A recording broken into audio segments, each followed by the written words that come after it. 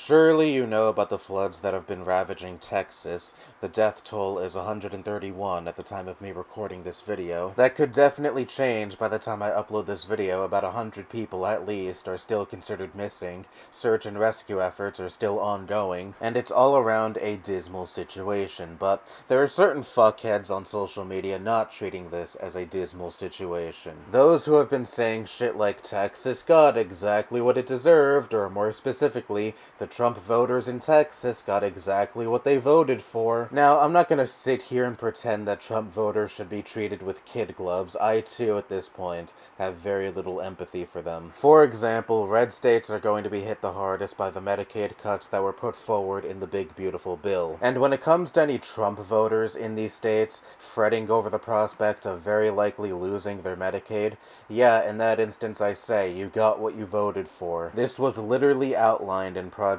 2025. But when it comes to something like extreme weather events that are going to happen, regardless of who is in the White House, I can't in good conscience take that approach, because it's not like there was some outline to flood Texas, because contrary to what certain maladjusted people would like you to believe, the government does not control the weather. Now, you can say Trump voters indirectly voted for this in the form of the Trump administration and DOGE cutting jobs and funding from the National Weather Service in the name of eliminating waste. But the fact of the matter remains, Central Texas saw mass devastation, well over 100 people have died. Okay, yes, maybe you could whip up the argument that perhaps at least a little less people would have died if Kamala were in office instead. But what good is that at this point? We don't have a time machine to go back to November and change the results of the election. These are the cards we were dealt, and you're gloating that Texas saw a natural disaster and over 100 lives were lost is both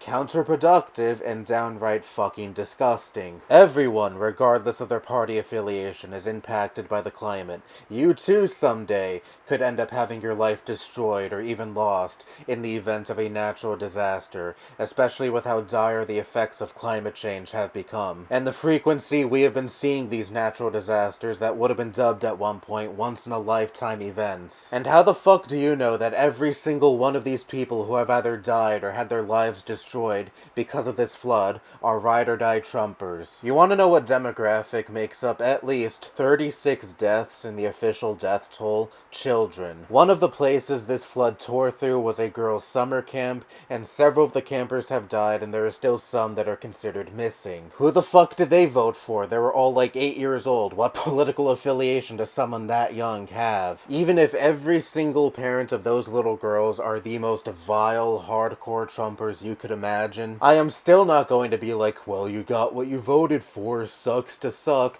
because regardless of their political views, they are still grieving parents who just lost their fucking children. Now look, I'm not saying you can't point out the obvious politically tied circumstances that factor into how this flood played out. A major reason as to why this flood was as catastrophic as it was is because not enough people were notified in time that such an extreme weather event was imminent. And like I said before, the National Weather Association these last few months has seen drastic job and funding cuts thanks to the Trump administration and DOGE, and that's where you can direct your anger towards. You can inform people that politics does indeed have a role in making already horrible weather events have even worse aftermaths. That does not involve laughing in their faces after their lives were destroyed, and perhaps after they also lost loved ones or even their kids. Not everyone who lives in the South or a deep red state in general is this completely detached from reality Trumper. A lot of libs, most of whom live in safe blue states, see that these states, by and large, go to Trump, and that makes them completely forget that not everyone who lives in these states supports Trump,